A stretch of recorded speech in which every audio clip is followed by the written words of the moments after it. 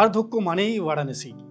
মানে এতদিন পর্যন্ত আমরা জানতাম যে বয়স্ক লোকেদের সংখ্যা আমাদের এই দেশে সব থেকে বেশি যে জায়গাতে, সেটা হলো উত্তরপ্রদেশের এই বারাণসীতে।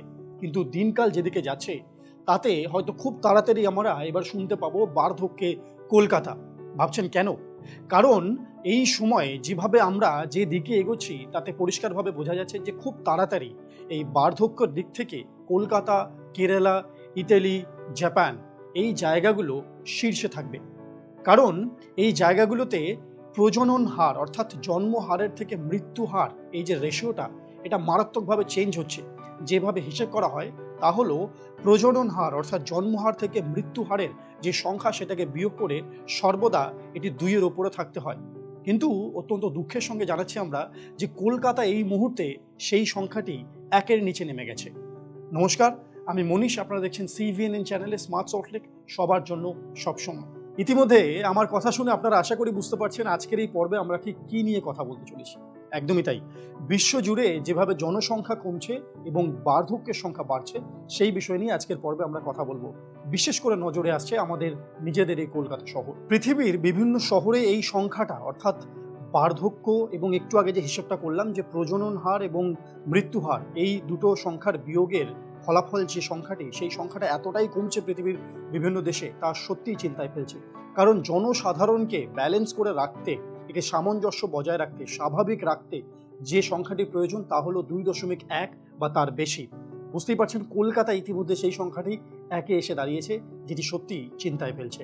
বিশেষজ্ঞরা বরাবরই বলে আসছেন যে ভারত বর্তমানে বিশ্বের সবচেয়ে জনবহুল দেশ হলেও জনসংখ্যা বিস্ফোরণ নিয়ে যে আশঙ্কা, তা নিয়ে উদ্বেগের প্রয়োজন নেই। কলকাতায় এই সংখ্যাটি সত্যিই খুব কমে গেছে।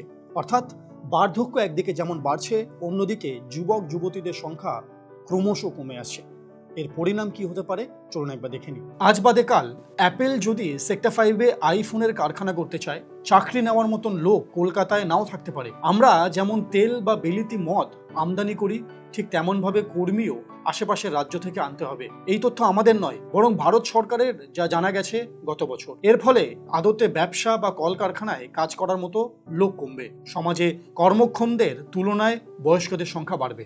এদেশে ছোট পরিবারের সংস্কৃতির উদ্ভব ও বিস্তারের অন্যতম আদিস্থল কলকাতা। পরিবারে 1 বা 2টি সন্তান থাকাই স্বাভাবিক, এমন ধারণা জনপ্রিয় হয়েছে 8-এর দশকে। 2000 সালে দেখা গিয়েছিল 1 সন্তান পরিবারের সংখ্যা অন্যান্য বড় রাজ্যের তুলনায় বাংলায় অনেকটাই বেশি। এই রাজ্যে এখন দুজনেই আয় করেন এমন দম্পতিদের মধ্যে সন্তানহীন দম্পতির সংখ্যাও বাড়ছে। কেন ক্রমশ স্বেচ্ছায় সন্তানহীন দম্পতির সংখ্যা বাড়ছে কলকাতা ও রাজ্যের অন্যান্য শহরাঞ্চলে? কলকাতার ক্ষেত্রে মহিলাদের শিক্ষার হার বেশি, দেরিতে বিয়ে, ছোট পরিবারের জনপ্রিয়তা, পেশা জীবনের প্রতি বাড়তি মনোযোগ ও আর্থিক অনিশ্চয়তার জন্যই এটা হচ্ছে বলে মনে করা হচ্ছে। গত 10-15 বছরে আমাদের এই কলকাতা শহর, আমাদের প্রিয় শহর, তার চেহারার দ্রুত পরিবর্তন করেছে।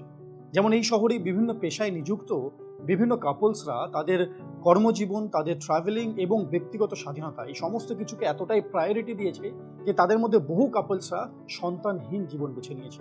যদিও এর পেছনে আরও কিছু কারণ আছে, যেমন তাদের র্যাপিডলি লাইফস্টাইল চেঞ্জিং, তার সঙ্গে সঙ্গে আছে ফাইন্যান্সিয়াল আনসার্টেনিটি। এছাড়াও কলকাতায় এই যে ধরুন স্যালারি বা ওয়েজের যে ইনক্রিজের রেশিও, সেটা কিন্তু সারা ভারতবর্ষের বিভিন্ন শহরের তুলনায় অনেক কম। তাই অনেক কাপলসরাই মনে করেছেন এই সমস্ত সিচুয়েশনের মধ্যে সন্তানকে বড় করে তোলা সঠিকভাবে অনেকভাবেই আর্থিকভাবে ঝুঁকিপূর্ণ। শিশুদের স্বাস্থ্য ও পড়াশোনার জন্য খরচ বেড়ে যাওয়ায় অনেকেই পরিবার ছোট রাখতে চান। গবেষকরা জানাচ্ছেন রাজ্যে প্রজনন হার জাতীয় হারের মাত্র 2/3। গোটা দেশে শহরাঞ্চলের গড় 1.5, সেখানে পশ্চিমবাংলায় মাত্র 1.1। গ্রামাঞ্চলের জাতীয় গড় 2.1, যেখানে পশ্চিমবাংলায় 1.4। এর মানে ভারতে ক্রমশ বাঙালিরই সংখ্যা কমবে। একথা ঠিক যে নিরক্ষর বা কম শিক্ষিত দম্পতিদের মধ্যে পরিবার পরিকল্পনা এবং জন্ম নিয়ন্ত্রণ পদ্ধতির সঠিক জ্ঞানের অভাব থাকে। এর পাশাপাশি সামাজিক ও ধর্মীয় কুসংস্কার, বাল্য বিয়ে এবং পুত্র সন্তানের আশায় বেশি সংখ্যক সন্তান জন্ম দেওয়ার পিছনে বড় ভূমিকা পালন করে। তবে এমনটা একদমই নয় যে এই দুর্দশার মধ্যে দিয়ে শুধুমাত্র আমাদের শহর কলকাতা যাচ্ছে। পৃথিবীর বেশিরভাগ শহরেই এখন এই চিত্র দেখা যাচ্ছে, যে কারণে ইউরোপ এবং পূর্ব এশিয়ার বিভিন্ন দেশগুলি, এমনকি শহরগুলিতেও কাপলসদেরকে সন্তান ধারণের জন্য উৎসাহ দেওয়া হচ্ছে সরকারের পক্ষ থেকে। শুধু উৎসাহ দিয়েই থামছে না, সেখানকার বিভিন্ন কর্মসংস্থানও এই বিষয়টিকে আরও প্রায়োরিটি দেওয়ার জন্য বিভিন্ন রকমের প্রকল্প চালু করেছে। যেমন ধরুন ম্যাটারনাল এবং প্যাটার্নাল লিভের যে সংখ্যা অর্থাৎ ছুটির দিন বাড়ানো, এছাড়াও পরিষেবায় ভর্তুকি দেওয়া, নগদ দম্পতিদের হাতে টাকা দেওয়া বা কর ছাড়ের মতো প্রকল্প পরিচয় করিয়েছেন এই দেশগুলো। চীনের একটি প্রদেশ সম্প্রতি সিদ্ধান্ত নিয়েছে মহিলারা 25 বছরের আগে প্রথম সন্তানের মা হলে ভারতীয় মুদ্রায় প্রায় 20,000 টাকা এককালীন অনুদান পাবেন। রাশিয়া, হাঙ্গেরি ও ইতালির কিছু কিছু শহরে এই পরিমাণ আরও বেশি। জাপানে তো সপ্তাহে 3 দিন ছুটি, বাবা মা দুজনেরই জন্য প্যারেন্টাল লিভ, শিশুর শিক্ষা ও স্বাস্থ্যে ছাড়, ডে কেয়ার সিস্টেমে ভর্তুকি ইত্যাদি নানান প্রকল্প আছে। টোকিও শহর কর্তৃপক্ষ এর বাইরেও হাতে নগদ টাকা দেন। সিঙ্গাপুরও তাই করেন।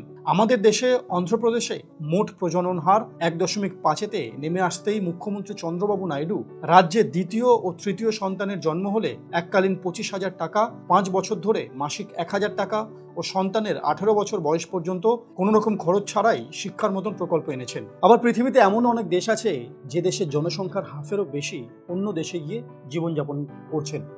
সাধারণভাবে সেই দেশের জনসংখ্যার হার বা প্রজনন হার অপেক্ষাকৃতভাবে কম, কারণ যে সংখ্যাটি নিজের দেশ ছেড়ে অন্য দেশে গিয়ে জীবনযাপন করছে তারা বেশিরভাগই হয় তরুণ এবং এই প্রজননে সক্ষম। চীন আর জাপানে অভিবাসনের সুযোগ কম থাকায় অন্য দেশের তুলনায় সেখানে মানুষ কম, এই কারণে তাদের জনসংখ্যাও কমছে। একই চিত্র হাঙ্গেরি বা পোল্যান্ডে। এই দুটি দেশেও নাগরিকদের সন্তান জন্মদানে উৎসাহিত করা হচ্ছে। অন্যদিকে ইংল্যান্ড ও আমেরিকার মতো দেশে অভিবাসনের সুযোগ থাকায় সেখানে জন্মহার একদম স্বাভাবিক। এছাড়া যেখানে দারিদ্র্য কম, চিকিৎসার সুযোগ ভালো, শিক্ষার হার বেশি, জন্ম নিয়ন্ত্রণ সরঞ্জাম সহজে পাওয়া যায়, লিঙ্গ বৈষম্য নেই, সেখানে মানুষ সন্তান জন্মদানে আগ্রহী কম হয়। উন্নত যেসব দেশে জন্মহার কম সেখানে মহিলাদের কর্মসংস্থান বেশি এবং তারা সন্তান জন্মদানকেই একমাত্র কাজ হিসেবে মনে করেন না। এছাড়া আধুনিক জীবনযাপনও কম জন্মহারকে উৎসাহিত করে। শিক্ষিত ও সচেতন দম্পতিরা যখন একটি বা দুটি সন্তান নিয়ে পরিবার ছোট রাখেন তখন জনসংখ্যার ভারসাম্য বজায় থাকে। তবে শিক্ষার আলো থেকে বঞ্চিত পরিবারগুলোতে অধিক সন্তান জন্ম নেওয়ার ফলে অতিরিক্ত জনসংখ্যার চাপ সৃষ্টি হয়, যা দেশের সম্পদ ও কর্মসংস্থানের উপর নেতিবাচক প্রভাব ফেলে। করোনা অতিমারির সময় আমরা মজার মধ্যে একটি কথা বারবার প্রচার করেছিলাম। প্রায় লোকমুখে শোনা যাচ্ছিল যে এই লকডাউন অতিমারির জন্য পৃথিবীর প্রত্যেকটি দেশে শিশুদের জন্মের সংখ্যা বাড়ছে, কারণ সবাই বাড়িতে আছে। কিন্তু বাস্তবে দেখা গেল যে এই করোনা লকডাউন অতিমারির সময় একটা প্রকট ফাইন্যান্সিয়াল আনসার্টেনিটি তৈরি হয়েছিল। কাজ নেই, কাজ আছে। এর ফলে কিন্তু এই জনসংখ্যা বৃদ্ধির হারে একটা বিপরীত প্রভাব পড়ে। অর্থাৎ ওই বছরেই আমেরিকাতে অন্যান্য বছরের তুলনায় প্রায় 3 লক্ষ শিশু কম জন্ম নেয় এবং এই ফলাফল কিন্তু আমরা অন্য দেশেও দেখতে পাই। এবং এই ভয় পেয়ে চীনের মতো দেশ গত বছর তাদের রাষ্ট্রীয় নীতিতে একটি বড় পরিবর্তন আনে এবং তারা ঘোষণা করে যে এখন থেকে সেই দেশের দম্পতিরা 3টি সন্তানের জন্ম দিতে পারে। দীর্ঘদিন ধরে ধনী দেশগুলিতে জন্মহার কমার প্রবণতা থাকলেও এখন উন্নয়নশীল দেশগুলিও এই সংকটে পড়েছে। মেক্সিকো, ব্রাজিল, ইরান কিংবা শ্রীলঙ্কার মতো দেশগুলিতে জন্মহার এতটাই কমে গেছে যে অনেক ক্ষেত্রেই তা যুক্তরাষ্ট্রের চেয়েও নিচে নেমে গেছে। ফলে বহু দেশ ধনী হওয়ার আগেই দ্রুত বয়স্ক জনগোষ্ঠীর দেশে পরিণত হয়ে যাচ্ছে। ভারতের ইদানিং এই যে প্রকটভাবে জনসংখ্যার বৃদ্ধি, এই নিয়ে কিন্তু বহু মানুষ গর্বিত, আবার বহু মানুষ শোক প্রকাশ করে। কারণ প্রকৃতভাবে দেখলে দেখা যাবে যে এই যে জনসংখ্যার বৃদ্ধি, এটা কিন্তু আদতে এই দেশেরই শিক্ষা এবং জনস্বাস্থ্য পরিষেবার একটি ব্যর্থতার পরিচয়। এমনকি এখনো একজন নিরক্ষর ভারতীয় মহিলা গড়ে কম করে 3টি সন্তানের জন্ম দেন। অপরদিকে একজন মোটামুটি লেখাপড়া জানা মহিলার ক্ষেত্রে সংখ্যাটি 2 বা তার কম। একথা একদমই ঠিক যে দেশের দরিদ্রতর ও শিক্ষায় পিছিয়ে থাকা অঞ্চলগুলোতেই দীর্ঘমেয়াদী জনসংখ্যা বেড়ে চলবে। দেখা যায় উত্তরপ্রদেশে শিশু জন্মের হার কেরলের থেকে দ্বিগুণ, কেননা উত্তরপ্রদেশের থেকে কেরলে শিক্ষার হার অনেক বেশি। তাই আমাদের দেশের এই শিক্ষা এবং গণস্বাস্থ্য ব্যবস্থা পরিষেবায় এই যে ডিস্ট্রিবিউশনটা, এটা সমাজের প্রত্যেকটি স্তরের, বিশেষ করে একদম নিচু স্তরের সেই মানুষগুলির কাছে সঠিকভাবে সমানভাবে পৌঁছাতে পারবে। সেদিনই একমাত্র আমরা এই জনসংখ্যা বৃদ্ধির পরিসংখ্যান নিয়ে যে জটিল আবর্ত, সেইখান থেকে ঠিকঠাকভাবে বেরিয়ে আসতে পারবো। আমাদের আজকের পর্ব আমরা এখানেই শেষ করব। আশা করি এই পর্ব আপনাদের ভালো লেগেছে এবং যা নিয়ে আমরা আজকে আলোচনা করলাম এই নিয়ে যদি আপনাদের কোনো মতামত থাকে তা অবশ্যই আমাদেরকে কমেন্ট বক্সে জানান। এবং এইভাবেই দেখতে থাকুন সিভিএনএন চ্যানেলে স্মার্ট সল্টলেক, সবার জন্য সবসময়। নমস্কার।